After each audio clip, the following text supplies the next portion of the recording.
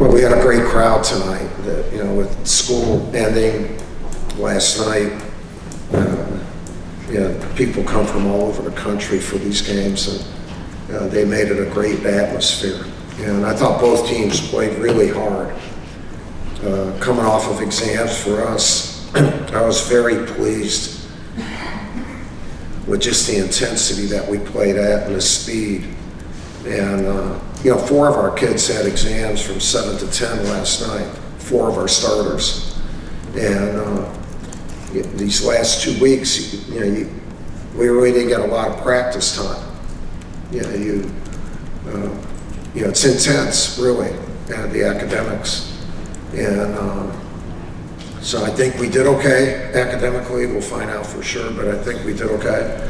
And then tonight, I thought we reacted well to it. And I thought they came,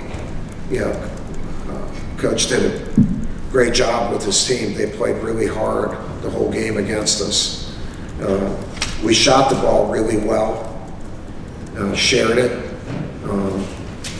We were running so much that I thought a number of times we ran before we got the ball and did not get the defensive rebound. And that was the one glaring thing that we did. We could do a lot better in defensive rebounding, but good stuff. I thought Bates really helped us a lot. AJ's been coming on. These last 2 weeks, he's really gotten a lot of individual work and playing. He's making up for time lost from his injury, and he didn't play basketball for 2 years. So it's just a matter of him continuing to work. Our team is unbelievably supportive of him and want him to do well, and it's kind of neat to see. But I thought Bates and AJ really took some steps up today, and overall it was a good game for us. It was a really good game, and we got to keep getting in better shape now. Play App State in 2 nights, and then Cleveland State. That's 2 veteran teams that are going to come in here. Any questions that you might have? We'll go to Steve first. Yeah, in the short time you had to work with the guys during the 2 weeks, I mean, at short practices and everything, what was the focus, particularly half-court offense? What did you want to see them do? Yeah, we put in some stuff, but we didn't really use it much tonight because it was such a fast-paced game. And but we had a little bit that we were working on sets that we could run in the half court. If we can run, we're going to run. So when we get stopped, we got to not just dribble the ball, and you got to have movement. And I would hope that our guys could move without having the sets, but sometimes you need to call a set to get that the movement. So we have to just look. We're 9 games into the season. We just got to keep getting better. It's a long year. A number of these guys, it's their 9th college game. They're not veterans yet. They may not be veterans until March. Hopefully they are by that time. David and Andrew. Hey, Coach, should we expect to see Theo John back? I don't know when.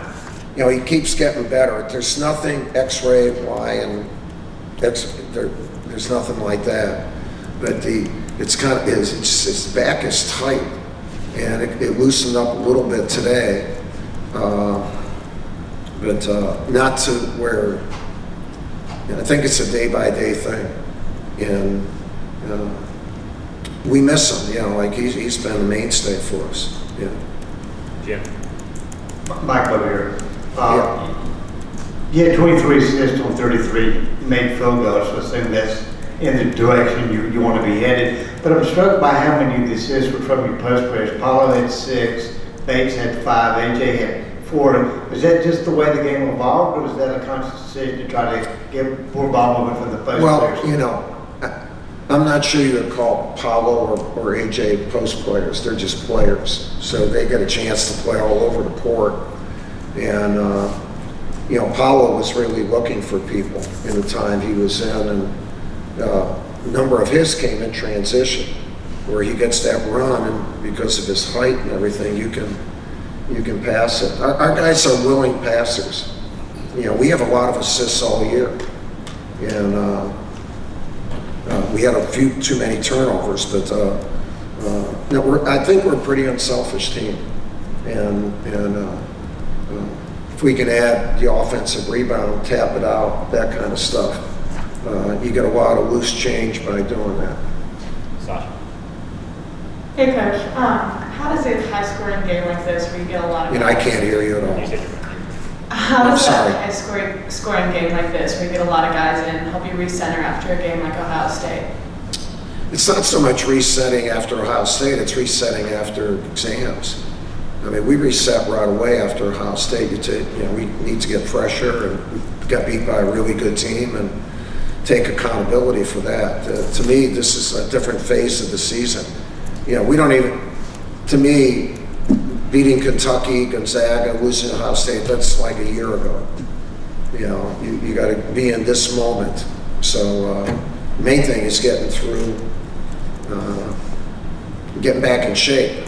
And our guys were excited to play tonight. We were excited at the shoot-around this morning too, so I'm proud of them. Hopefully we keep that going. West side. Hey Coach, I was wondering, just in the middle of the family season right now with fall age all around us, if you could talk a little bit about how you as a coach and how Duke as a program has fostered such a strong family and the brotherhood here. Yeah, well, we just built it that way. You know, it's a culture. You know, we have a great culture. And it's a culture where everybody owns it and where everybody feels a part of it. You know, everyone who works with, we work together. Our staff, their families, the player families, and